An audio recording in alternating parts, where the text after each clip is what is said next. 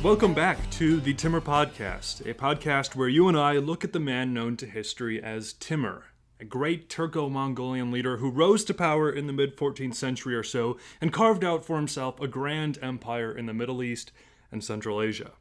The past few weeks we've been I've been sitting, but we've also been setting the stage for the birth and rise of Timur, and this has meant mainly that we've been traveling through the rise of the Mongol Empire, leading us to the split of the empire into those four parts, or four khanates.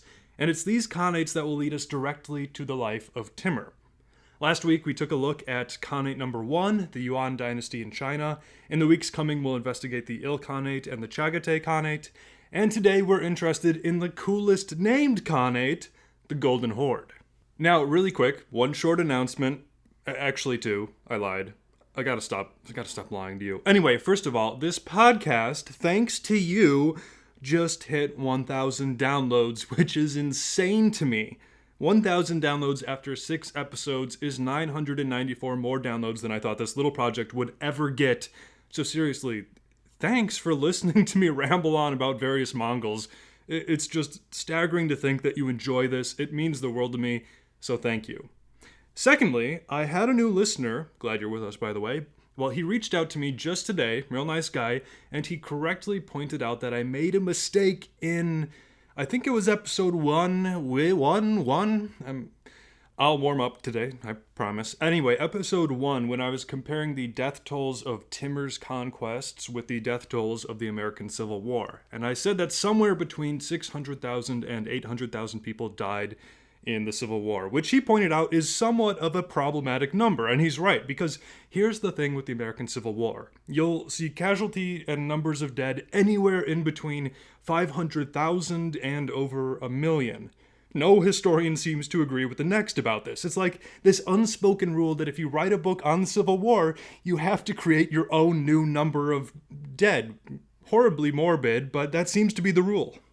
And as you can imagine, this gets confusing, with numbers ranging all over the place. But if you combine the amount of soldiers, citizens, and freed slaves who were killed, many numbers do, and this just blows my mind, but many estimates do get to over 1 million killed.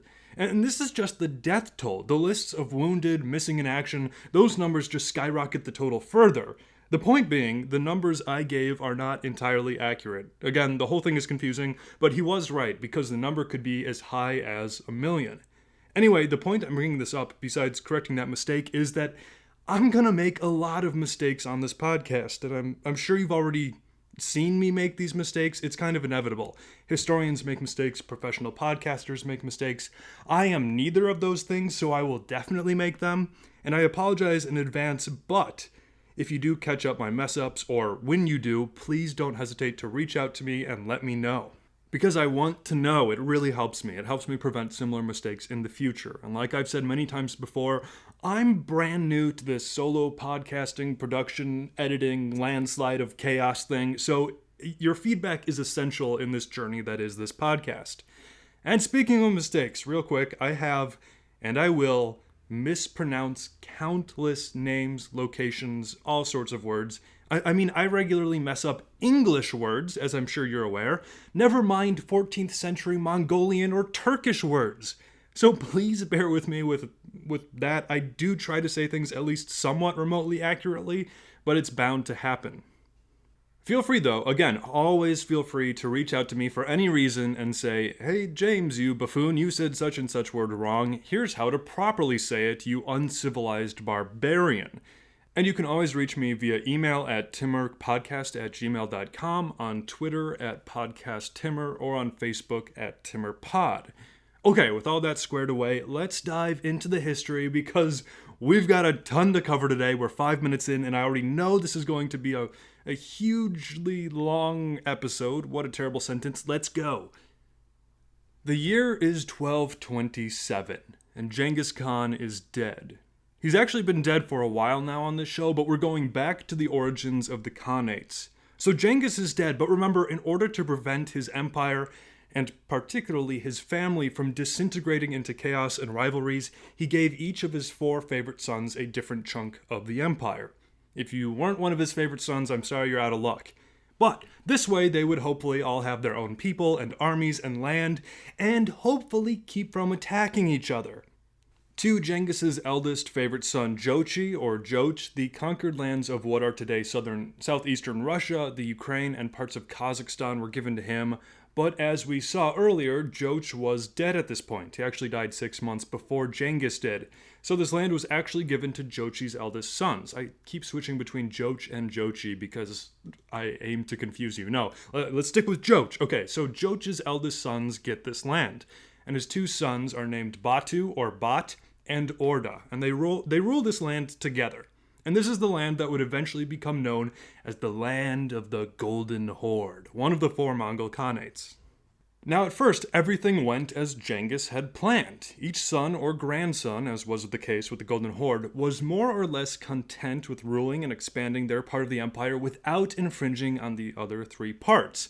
And thus, in the northwestern area of the empire, the Mongols went to war. I don't know why I wrote that sentence. They went to war all over the place, but I guess we're talking about the Golden Horde, and the Golden Horde is the northwestern part of the empire. So, okay, in the Golden Horde, the northwestern area of the empire, Batu and Orda, remember they're the sons of Joch, they each get half of what would later be called the Golden Horde. Orda gets the eastern half, Batu gets the western half, meaning that Batu is now bordering a lot of territory that needs a conquering. So Batu, along with one of his most brilliant generals, you'll hear about this guy, a guy named Subutai, they go to war. And we've covered a lot of this already because this was primarily during the reign of Ogedai Khan, but from 1235 through 1242, Batu subjugates the people known as the Bulgars, situated around the Volga River, the Kipchak or Cuman people. Remember, they were those mostly pagan, nomadic, tribal peoples scattered all across the Eurasian steppe.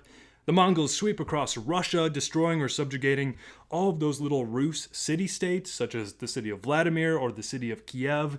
And then the Mongols plunge into the heartland of Europe, crushing the Poles at the Battle of Legnica in 1241, and crushing the Hungarians at the Battle of Mohai also in that same year.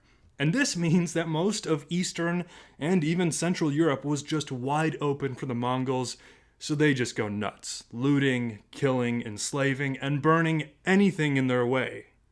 I mean, it gets so bad for Europe that after these 2 battles, the Mongols, just a few weeks later, are outside the gates of Vienna in Austria. And interestingly enough, some German knights actually managed to defeat a very small contingent of Mongols at this point, which was sort of deemed impossible. Remember, the Mongols are viewed as these invincible, almost scourge of God, demonic figures in Europe. But they were defeated by a couple German knights. It wasn't an important battle, it was a skirmish, but kind of a cool thing. But anyway, the Mongols are still basically left unchecked here in Europe. But then, as we covered, the great Khan, the Khan of Khans, Ogedai, dies. Or Ogedai. I called him Ogedai, didn't I? I'm just switching these names. I'm sorry. Okay, we'll go with Ogedai. He dies, remember? And word reaches Batu that a new great Khan needs to be elected.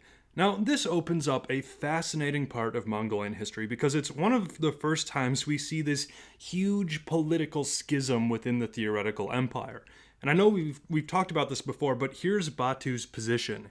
He doesn't really have any claim to the Mongol throne. First of all, remember that his father is Joch, and there's always been this unease amongst Genghis's family because, remember, Joch's mother was captured by a rival clan early in this whole story. She was given to a man in marriage, but probably none of this was consensual. She was eventually rescued by Genghis, but 9 months later, she gives birth to Joch. And there's always this question of whether or not Joch was the true son of Genghis or the product of rape from a rival tribe. Now, Genghis always maintained that Joch was his true son, but now Genghis is dead. And there's really not a lot of people who are willing to stick their neck out and protect this belief anymore. So Batu doesn't have much of a leg to stand on here, being the son of Joch. Secondly, the khanship was given to Ogedai by Genghis with the understanding that this was to be Ogedai's family that would probably carry this title on. And Batu was fine with that while Ogedai was in charge, but what about Ogedai's son Guyuk? Now that was problematic because Batu hated Guyuk and vice versa. The two had this age-old rivalry in the way that only cousins can have. They had all sorts of arguments. The feelings were pretty tense, as you can see. Again, if Genghis's family isn't the most dysfunctional family in all of history, I don't know what family is. Anyway, we've covered this before, but let's go over it again real quick. So Ogedai's widow Torajin takes over the empire as queen regent, and she is a very capable ruler, and she wants to ensure that her son Guyuk takes over a totally subjugated and united empire so that her family will live on as, you know, the family in charge of the Mongol Empire. And she knows her son Guyuk and Batu have this whole rivalry thing, so she sends word to Batu ordering him to come to Mongolia and to submit to the throne so that there are no questions about who's really in charge. And Batu, being the dude that he is, he politely refuses. He says that he's too old and too sick to make the journey, and look, Torajin, there are just way too many things for me to take care of back here at home. Now, to be fair to Batu, this was true. I mean, if you're Batu, you've just pissed off all of Europe. You swept through Hungary and Poland, murdering and looting. There's bound to be some sort of reaction here. Also, you've subjugated the various people living in what's today Russia, and they're not too happy with Mongolian rule, so there's bound to be problems there. And you're also busy building up the infrastructure in what's now, or what will be, the Golden Horde. So, for example, in 1242, Batu built a capital for the Khanate, the city of Sarai on the Volga River. He's got things he needs to do. But, hey, Torajin, relax. In good faith, look, I'm not gonna go, but I'm gonna send my brother Orda just to make sure that everything is okay. But despite these excuses, you and I know what's really going on. Batu doesn't like the idea of submitting to the Great Khan, especially if it's Guyuk. Well, Guyuk and Torajin know this too. So when Guyuk is eventually elected as Khan, he sends word to Batu, "Hey Batu, how about you come to Mongolia to bow before me?" And that's not a request, that's an order. Now, like we said, Batu is a busy man, and one of the biggest issues he's trying to work out is what in the world is he going to do with all of these Rus princes? Because remember, what's now called Russia, it wasn't Russia back then, but what's now Russia is just scattered with these basically city-states inhabited by Baltic, Scandinavian, and mostly Slavic people, usually collectively referred to as the Rus, which is where we get the word Russian or Russia from. But all these cities are just a massive headache for the Mongols now and pretty much until the end of the Mongol rule in Russia. The Rus are always crying out about how unfair and how high the taxes are, how the boys are being continually drafted and how they rarely return, and sometimes these Rus, they just flat out rebel against the Mongols. And to make matters more complicated, the Rus are in no way or form politically united. Yes, they share the same religion for the most part, that is Christian Orthodoxy, but they all have their own separate leaders. And these Rus leaders are all trying to gain more power or influence. And if you're one of these Rus princes or nobles, and by the way, the Russians call their nobles boyars at this time, so if you are one of these princes or boyars, there are two primary ways at this time in which you're going to be able to grow your strength and influence. The first, you can totally suck up to the Mongols, because the Mongols rule all of this land, and you can go to them and say, "Hey, look, I know my kinsmen are a pain in your neck. I know it's getting harder and harder to actually get the taxes from these peasants. Well, hey, if you promote me and maybe give me some troops, I'll make sure that this all happens and that you get your tax money." And so you have a whole host of Rus princes and boyars trying to take this approach and, climbing over each other to kiss the Mongolian boot the most. And then, of course, there's the second approach in direct contrast, which is you unite the Rus around you by saying, "The Mongol overlords must be overthrown. Join me, submit to me, and I will make sure that this happens." So you've got these rebellious guys all the time, and then you've got people who switch between these two groups depending on how things are going for them. It's a confusing nightmare from anyone's point of view, but especially if you are Mongol. So Batu is trying to deal with all of these Rus aristocrats, and he's finally got one Rus guy who could actually be an asset to Mongolian stability. And this guy was named Yaroslav II. So Batu really takes Yaroslav under his wing, promotes him, gives him power, yada yada yada, you know. So now going back to the great Khan Guyuk. Guyuk demands that you, Batu, come to Mongolia and submit. Well, again, Batu, he doesn't want to do this. So he sends the response that, oh, I'm too old and too sick to make that journey, but hey, in good faith, I will send some of my obedient Russian princes, including my favorite Yaroslav II, and they will submit to you, Guyuk. Everything will be fine. We'll have a tea party. This will all work out. It'll be great.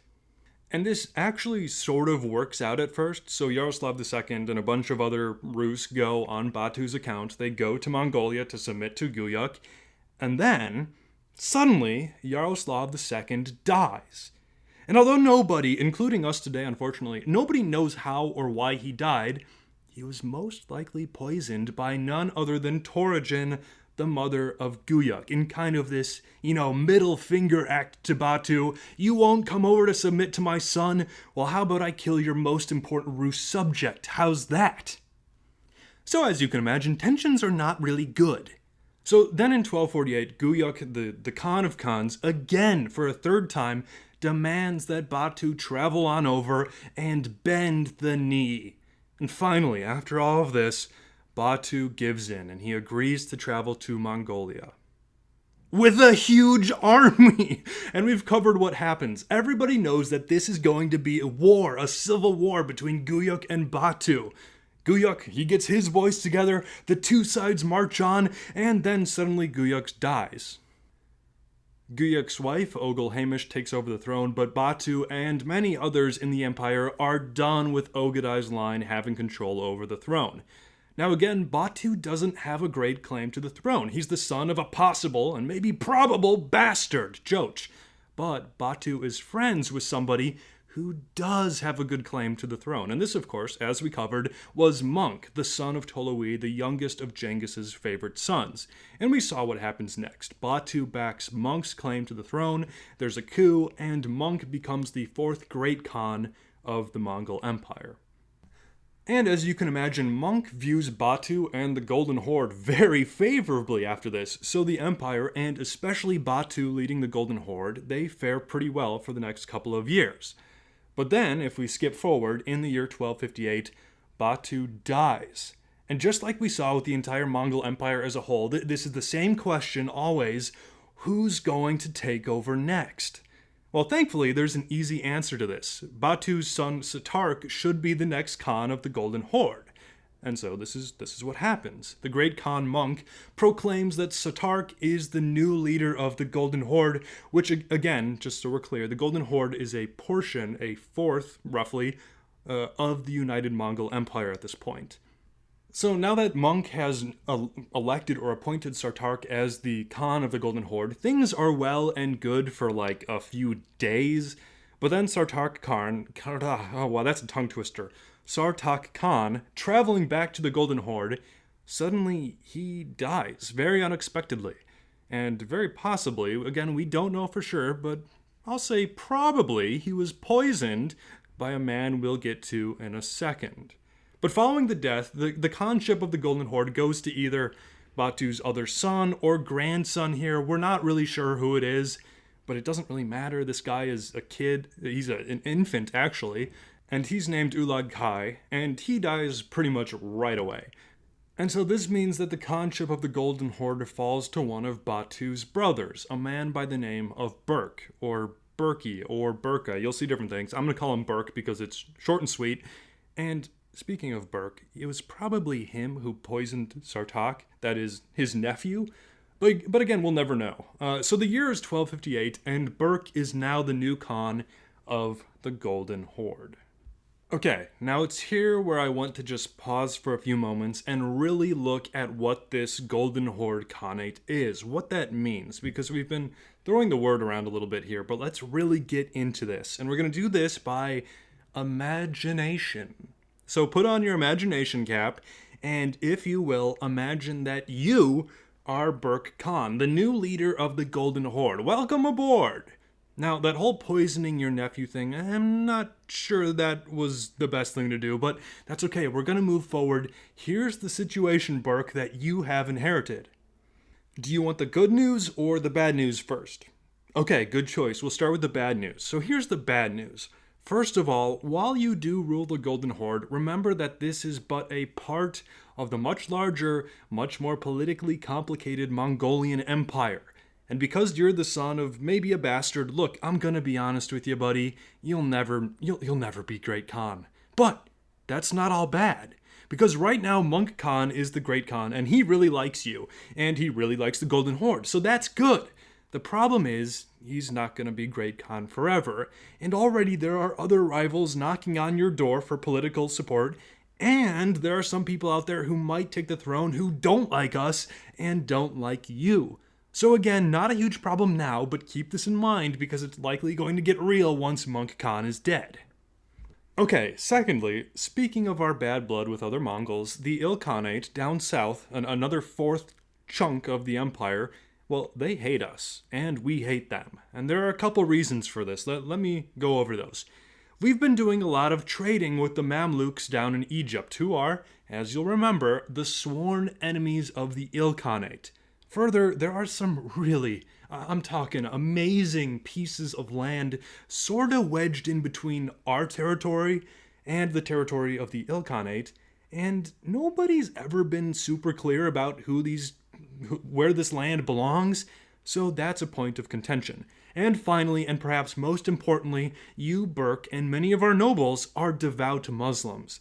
Now, this is sort of a new thing, as most Mongols, especially up here in the Golden Horde, most Mongols are either pagan, maybe a few Christians and Muslims there, but most of us are pagans. But you've adopted Islam as your faith, and that's all fine and good, but remember what has just happened down south. The Khanate down in what's modern-day Iraq, sorry to break the immersion there, they just flattened the holy city of Baghdad, they killed the Caliph, and they brought the Islamic Golden Age to a screeching halt. And you, understandably, are super pissed off about that. So all this to say, we're almost at blows with the Khanate, even though they're Mongols too and part of the empire, but gosh, we hate them. Now, Burke, sit down for this, because that's just the warm-up. Here's where things get really bad. Remember when your brother Batu crushed the Poles and Hungarians and then pillaged his way through Europe? Well, yeah, the Europeans haven't forgotten that, and they're vowing revenge. Poland hates us, Hungary hates us, the Holy Roman Empire hates us, the Byzantine Empire hates us, the papacy hates us, the Danes hate us. It is safe to say that pretty much all of Catholic Europe wants us gone for good. There's even talk of crusades being called against us, and look, that's not an idle threat either, because we are already basically next to one of the most powerful crusader armies in the world. This is the Teutonic Order, a crusading order of mostly Germans, Prussians, Livonians, and Danes, and they're well established on the Baltic coast, just a few dozen miles from our territory. Now, for now, the Crusaders have their hands busy with the Lithuanian pagans, because that's why they're there in the first place. But after the Lithuanians are dealt with, our territory probably looks pretty good to the Crusaders. And finally, this is probably the biggest threat. These annoying Rus princes and peoples are they just won't stop, constantly crying out against us because of what they deem as cruelty.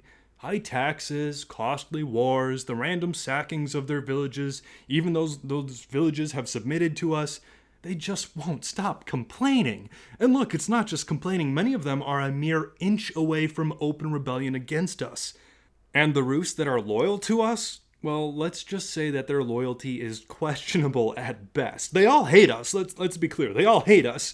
Some of them just might be trying to use us to climb higher on the food chain. So this is all bad news, and this is a pretty big predicament, because let's say, and I know this sounds ridiculous, but let's say that Monk's little brother Kublai becomes the next Khan, and you decide to support whoever is running against Kublai. Well, if you send your armies eastwards to Mongolia, or southwards to attack the Khanate, well, then it's a pretty safe bet that the Hungarians and the Poles and whomever else will attack our flank in the west. Or if you decide to attack Europe, then it's a pretty safe bet that the Khanate will attack us from the south. And no matter what you choose, the subjugated Rus will definitely be upset by your decision. Now, okay, sit down, take a breath. Not all is lost. You have got some aces up your sleeve. Here's the good news about your situation. To begin, of all 4 Khanates, we are the furthest away from Mongolia, from the heartland of the empire. But that isn't a bad thing? Not necessarily. Like I said, you'll never have a shot at becoming the Great Khan. I know that hurts your feelings, but it's true. But because we're the furthest away, whoever is in charge of the whole empire, whether we like them or not, they'll have a really hard time actually ruling over us since we're just so far away. So let's say, God forbid this ever happens, but let's say that Kublai becomes the next Khan. Even if I can't talk, but even if we're in outright war against him, it would be suicide for him to march an army all the way from China to Russia. So being so far away is actually a pretty big strength for you. Secondly, and this is really important, all of us Mongols within your realm, we're still true Mongols. This whole area is steppe flatland. We remember the Mongolian steppe and the old way of life. We're still living it. And look, that's not happening elsewhere. In the Yuan dynasty, the Mongols are either becoming culturally Chinese like Kublai or corrupted by the luxuries. And in the Khanate, so many of them are settling down and actually staying in the same location their whole life. And in the Chagatai Khanate, it's sort of a mix between the two.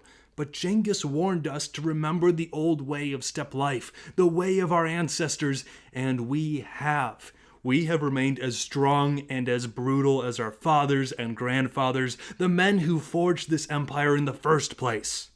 And this leads me to your greatest asset. Your armies are some of the best in the world. They are still hardened, skilled horsemen, and your whole empire is a flat steppe, meaning that if we need to fight here, we'll be fighting in exactly the conditions we thrive in. So that's the situation. Good luck. Alright, so that's pretty much the scenario when Berke comes to power. But I did that because it's sort of helpful to imagine this, because these are, for the most part, the biggest threats and benefits that the Golden Horde has for kind of its entire existence.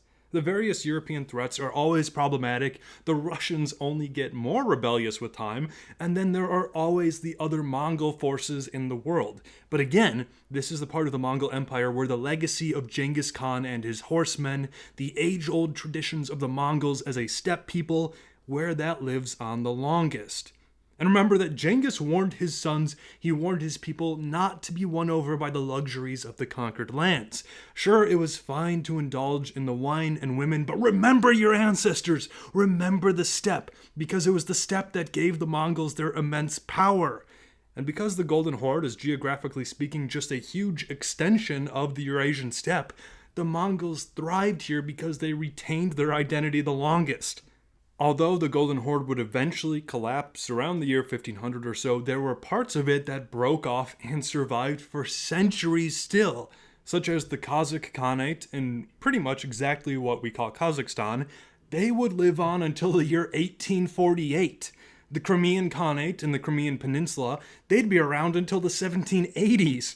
So knowing all of this and putting ourselves in the shoes briefly, let's take a look at what the Khans of the Golden Horde did, beginning with Berke. Berke became Khan of the Golden Horde in the year 1258, and while Monk was still alive, there was relative peace among the Mongolian Empire, and because of this, Berke decided to throw everything he had against the West.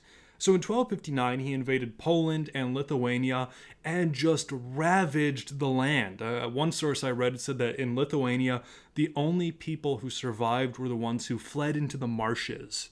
Anyway, also in 1259, he crossed into what's now Prussia, or is it still?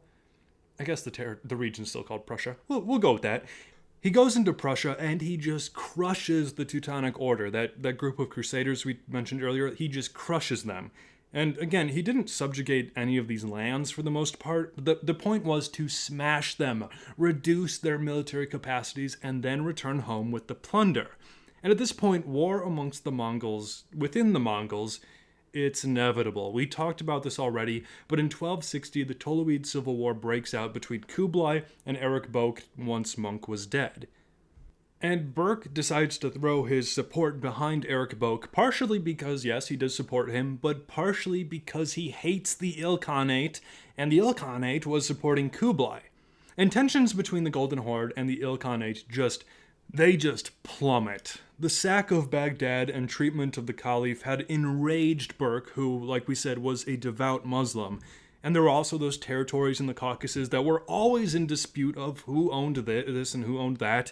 And now there's a civil war, and both of these khanates support different sides. Now, again, a lot of this is just review. We've talked about a lot of this, but what happens next is that the Golden Horde and the Ilkhanate go to war against one another. This is a Mongol Khanate against another Mongol Khanate. And this is called the Berke-Hulagu War, since Hulagu was the leader of the Ilkhanate and Berke was the leader of the Golden Horde. So Berke orders, in this war, he orders that all merchants from the Ilkhanate that are in his land be put to death. And so Hulagu orders the same thing in his lands, and now the battles have to happen. You're killing merchants, battles are soon to follow. There's fighting in the Caucasus, and then there's fighting across the Caspian Sea. There's fighting between the two khanates kind of all over the place, in a few different places. And in the process, Berke loses an area in Central Asia that is often called Transoxiana. You'll sometimes also see Transoxania. Either way, this territory falls to the Ilkhanate. And I'm getting ahead of myself here, but in a century or so, a boy by the name of Timur is going to be born in this territory of Transoxiana. Anyway, getting back to, I guess, 100 years or so previous, Berke then does something that really pisses off Hulagu and the Ilkhanate. The Golden Horde allies with the hated Mamelukes of Egypt. And remember, we talked about the Mamluks. They had just defeated the Ilkhanate. It was the famous Battle of Ain Jalut, in which a non-Mongolian force actually destroys a Mongolian force. And this means that now the Ilkhanate is caught in a sandwich, the Egyptians to the south and the Golden Horde to the north. Now, while this is all going on, the Byzantine Empire to the west, the weakened eastern half of the once mighty Roman Empire, well, they're being invaded by a separate kind of raiding army that belongs to the Golden Horde. In 1265, the Byzantines march out for battle, and the Golden Horde Mongols just annihilate them, and they go on to ravage much of the countryside. The Byzantines then decide to do something that is sort of genius given the circumstances, and they approach the Golden Horde, the people who just defeated them, and they ask for a military alliance. Now, we don't really know all the details about this. It might have happened now, it may have happened a few years later, but at some point the Byzantines ally with the Golden Horde. So going with the theory that it happened immediately after their defeat, Berke agrees to this, and so this tripartite alliance is established. The Golden Horde, a group of mostly pagan Mongols, is allied with the Byzantine Empire, who are mostly Orthodox Greeks, and then both of them are allied with the Mamelukes of Egypt, who are mostly Islamic Egyptians. Now this really doesn't look good for the Ilkhanate. Now they're surrounded from the north, the west, and the south, and they're also fighting the Chagatai Khanate in the east. So the Ilkhanate is now on a four-front war in every direction. In response to this, they and there's some debate about this, and it's kind of complicated, and we don't have the sources we really need to have, but the Ilkhanate may be allied with the Crusaders, who were still on the coast of the Levant. Regardless, Crusaders did fight with the forces of the Ilkhanate. The Georgians and the Armenians and some Turks also tended to join the Ilkhanate. And of course, the Ilkhanate was allied with Kublai way over in China. So all this to say, this was, for a brief time, for a couple years, this weird international conflict. Now, the reason why we probably don't hear about this more is the Berke-Hulagu War didn't last long. It began in 1262 and it ended in 1266. And for us today, a 4-year war, that's a long war. That's like World War I or World War II. But back then, when you're talking about these long Mongolian conquests, 4 years, that could mean nothing. But anyway, it ended because in 1265, Hulagu died, and Berke died in the next year, 1266. And as you can imagine, it's difficult to keep up the Berke-Hulagu War when neither Berke nor Hulagu are alive anymore. Anyway, getting back to the politics of the Golden Horde, Burke didn't leave any clear male heirs, so power went to his nephew, a man confusingly named Mengu Timur. And again, this obviously isn't our Timur, you know that, but there are like 50 people named Timur in this whole stupid story. It's not a stupid story, it just makes me mad. Anyway, so Mengu Timur, he's named Khan by Kublai. And Kublai wisely forces Mengu Timur to sign a peace treaty with the Khanate, hopefully preventing another war between the two. And Mengu Timur rules from 1266 to 1280, and he did a lot to stabilize the Golden Horde. He gave German merchants extensive permission and even protection to go all throughout his lands trading. He allowed Venetian and Genoese traders to set up their own trade outposts on the Crimean Peninsula and the Black Sea, and this new influx of trade allowed him to lower some of the taxes on the Rus people who were, as always, complaining about high taxes. And he also gave Orthodox priests just total tax exemption, which was a great move in keeping the population somewhat content. Then, in the year 1269, an army of Danish and Livonian Catholics attacked a Rus city that was subject to Mengu Timur. So Mengu Timur, he gets his army together, he sends them to protect his vassals, and at the mere sight of this huge, terrifying Mongolian army, the Danes and Livonians retreat. They sue for peace, and then they send tons of gifts to the Golden Horde in an act of, basically, apology. This just shows how powerful the Golden Horde was. They could just show up sometimes without having to fight a battle. But in the year 1280, Mengu Timur died from a neck injury, and the khanship was passed to his brother, Toadmonk. Now, this is where things get a bit confusing, and we see this new pattern emerge that will exist all the way to and throughout the life of Timur, the guy who this podcast is supposed to be about. So Toadmonk was the new Khan of the Golden Horde. Okay, that's simple, except he wasn't. Because over the past couple of years leading up to this, another Mongol noble in the Golden Horde was rising to power. This was a man by the name of Nogai, a general in the army and a great-great-grandson of Genghis Khan, and Nogai wants to rule the whole Khanate. And now is the time to strike. Toadmonk, the Khan, was a very religious Muslim who preferred spending his days praying and studying rather than ruling. So Nogai, who was now really powerful and influential within the Khanate, he goes to the Khan and says, look, you can worship and do everything you want to do, and you'll still have the title of Khan, but I'll do all the ruling. And it's here that we see one of the first and clearest examples of a puppet Khan. Nogai knew that most people wouldn't accept him as an outright Khan, but he didn't need the title if he, in fact, was the actual ruler. And when we get to Timur, we will see a very similar situation. But anyway, this works for Nogai, and he becomes the unofficial but actual ruler of the Golden Horde, and things go well for him and the whole Khanate from about 1280 until the year 1287. But there are other Mongol princes and lords in the area, and they see what Nogai's doing, and hey, what's stopping them from doing the same thing, right? So in 1287, a Mongolian man by the name of Tulabuga, he marches to the capital, grabs the puppet Khan Toadmonk, removes him from power, and declares himself the new Khan of the Golden Horde. And he will be no puppet of Nogai. So, as you can imagine, war breaks out between the two, well, sort of traditionally illegal rulers of the Golden Horde, those being Nogai and Tulabuga. In 1291, Nogai invites Tulabuga, after a couple years of fighting, he invites him to a meeting to discuss peace, and Tulabuga attends with no bodyguards, and Nogai murders him. And now that that's cleared up, Nogai puts a new puppet Khan on the throne, a puppet Khan by the name of Tokhta. And Tokhta Khan pretends to be a good puppet Khan at first, but eventually declares himself sole ruler. And so a new civil war breaks out between Tokhta and Nogai. The two meet at the Battle of the Nurgai Plains. We know pretty much nothing about the battle, but supposedly both men actually fought in the battle.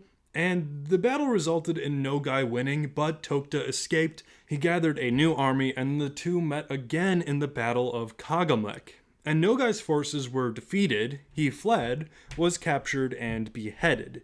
Tokhta Khan was now the ruler of the Golden Horde, both in title and actuality, and this was about the year 1300 or so, And if you'll remember from last episode, this lines up with the peace, the last great breath of the unified Mongol Empire under Timur Khan, who's arguably the sixth and perhaps last great Khan of the Mongol Empire. Tokta Khan of the Golden Horde accepted Timur's supremacy of the whole Mongol Empire, and there was a general peace throughout all of the territory from about 1299 until 1312, roughly. The Khanship of the Golden Horde then went to Tokto's nephew, and perhaps most famous of all the Golden Horde Khans, Ozbeg. Ozbeg Khan is typically remembered as the greatest of all the Golden Horde Khans for a couple reasons. He was the Khan the longest, ruling from 1313 until 1341, and it's also during his reign that the Horde reached its zenith in power. Because after Ozbeg, well, for the most part, things start to go downhill. But for now, Ozbeg is the new Khan, and he is gonna do some stuff. Unfortunately for us, though, we don't actually know too much about Ozbeg, despite him being such an important and long-ruling figure. And this is actually often the case when looking at most Mongol rulers and rulers descendant from the Mongols. Even with people like Genghis Khan, or, yes, in fact, Timur, it's sort of astounding how few sources have survived down the ages to us. And there are a few reasons for this, like number one, we don't really have many sources on anybody during this era in history, and when almost nobody can read or write and everybody's trying to simply not die, it makes sense that not too many people took the time or had the ability to actually write things down. Further, the Mongol invasion was only barely short of an apocalypse wherever they invaded. And we'll actually talk more about apocalypses in the future, but right now, in the narrative anyway, even if you could read or write, you probably were focusing on rebuilding, and also, yes, of course, still not dying. Finally, there's another pretty big, and I'll use the word apocalypse again to illustrate how unbelievable it was. There is another apocalypse coming down the road right before we get to Timur that we will discuss, but I'm going to leave that for an episode in the near future. Anyway, back to Ozbeg Khan. Despite not having as many sources as we may like, we do know some of the impacts and decisions he made, so let's talk about those. Ozbeg Khan was a devout Muslim, and this was not too surprising. There were, and for a long time had been, all sorts of Golden Horde Mongol aristocrats and leaders who had adopted Islam as their faith. But what Ozbeg did that was big news was that he adopted Islam as the official state religion of the Golden Horde. The immediate ramifications of this were that from here on out, more and more Mongol aristocracy, at least in the Golden Horde, start professing Islam as their faith, and in turn, much of the population follows. Ozbeg also started funding the construction of great mosques in several of the key cities, and also put to death some traditional pagan shamanists and Buddhist monks who were against the Islamization of the Horde. The long-term effects of Islam becoming the state religion were, well, there were quite a few, but this new unified religion would allow for successor states from the Golden Horde to have that unification to not only survive, but to thrive, such as the Kazakh Khanate, which I mentioned earlier, surviving well into the 19th century. Anyway, back to Ozbeg. While he was the Khan, the amount of Muslims within the Golden Horde started to expand, but this wasn't the only thing going on, because Ozbeg not only allowed non-Muslim people to continue worshipping in whatever ways they wanted, but he also promoted it. He allowed Buddhists to keep teaching, he allowed Christians to spread their message to non-Christians, and he harshly punished anybody who attacked people of another religion for any reason. And if you need absolute proof for this, well, there's actually a letter sent from the Pope at this time to Ozbeg, graciously thanking him for his leniency and graciousness towards the Christians in his Khanate. Ibn Battuta also visited the steppes of the Golden Horde at this time. And Ibn Battuta is a man who's often referred to as the Marco Polo of the Islamic world, because he was a traveler / diplomat / adventurer who traveled all across North Africa, the Middle East, and Central Asia during this time.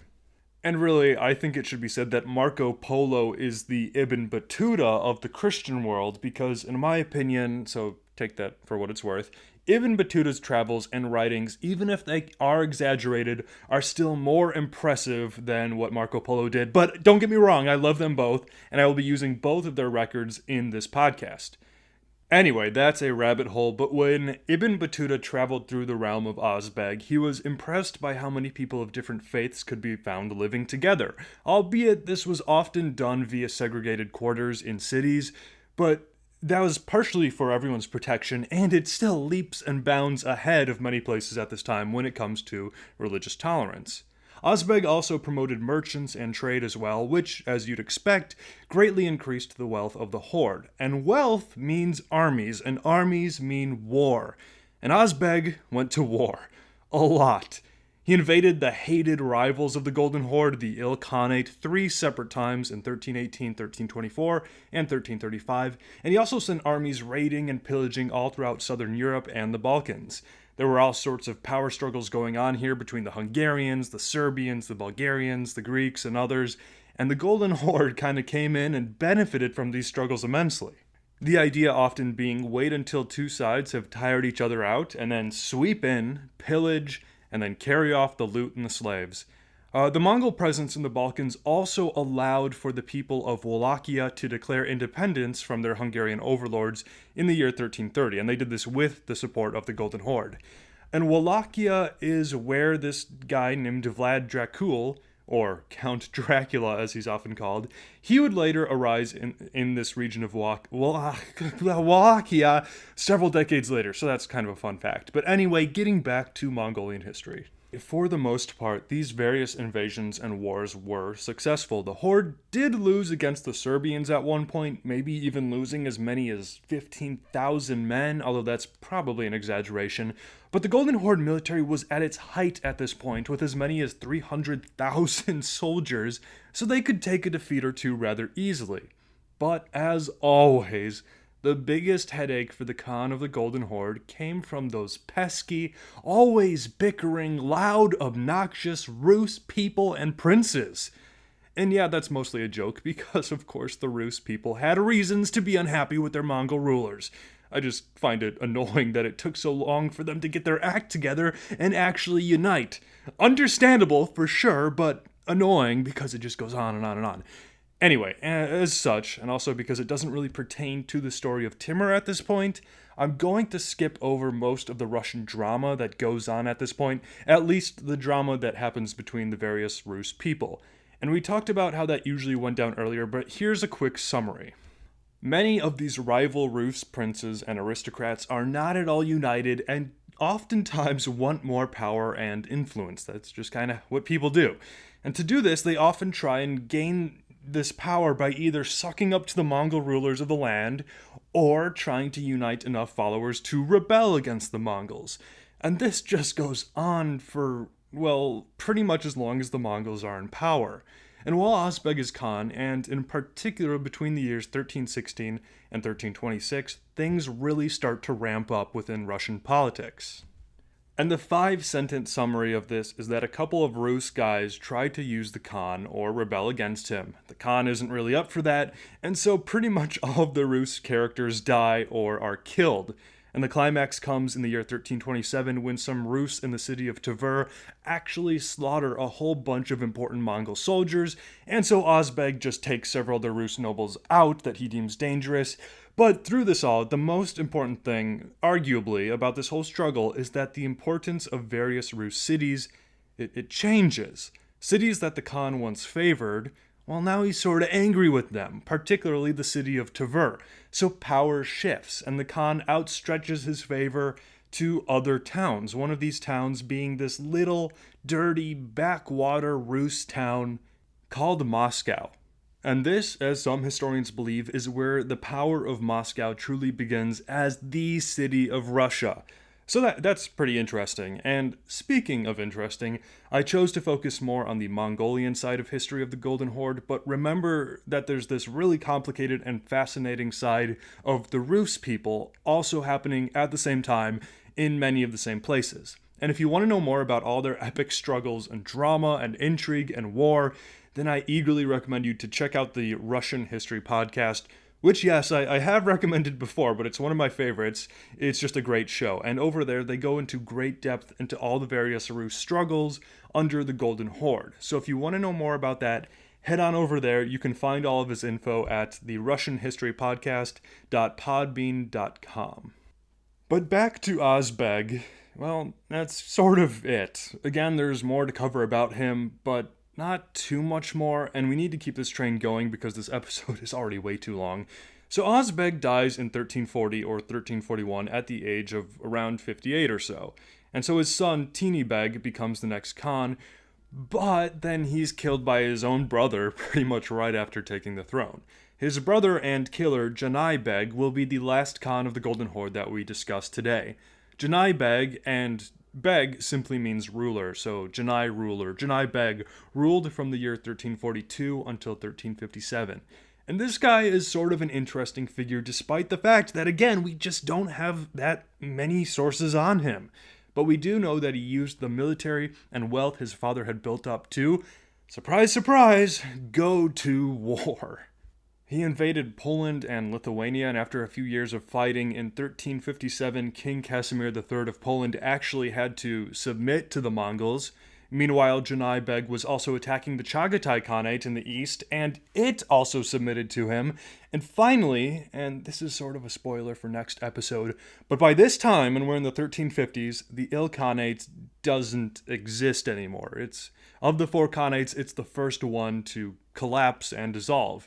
And in its place, several smaller kingdoms pop up, all claiming to be the true successor state of either the Il Khanate or the former Caliphate, or both, and it's just a nightmare. But of a few of these kingdoms, they also submit to Janai Beg, and this means that Janai Beg is sort of in an unusual position in Mongolian history, because he makes the claim that he is now the ruler of 3 of the 4 Khanates. These 3 Khanates being, of course, the Golden Horde, which he rules, the Chagatai Khanate, which has submitted, and several of the remnants of the Il Khanate that have also submitted to him. And I think perhaps he would have gone down in history as a more memorable leader, but then he gets murdered by his own son. And there's a lot of weird versions of crude justice in these Mongol stories, like Janai Beg kills his brother to become the ruler, and then 15 years later, his own son does the same thing to him for the same reason. Anyway, this leaves us at the year of 1357, which begins a period of time in Golden Horde history known as the Great Troubles. And we will return to the Great Troubles in time, but when we do, it will be from the point of view of Timur the Lame. But that about does it for today's episode. I'm still aware that we are in no regular release schedule. I've released on Mondays, Fridays, and now Tuesdays, but slowly I am getting closer to a place where I will be releasing every week on Thursdays. We'll get there. So again, thank you for your patience. And I do have another episode coming soon, probably later this week, hopefully. And this episode will cover Khanate number 3, the Il Khanate. Thank you for listening, especially to an episode as long as this one. As always, feel free to reach out to me at any time for any reason. You can reach me via email at timurpodcast@gmail.com, on Twitter at podcasttimur, or on Facebook at timurpod. We also have a website with additional information at timurpodcast.com. I will see you in a few days, hopefully, probably, right here on the Timur Podcast.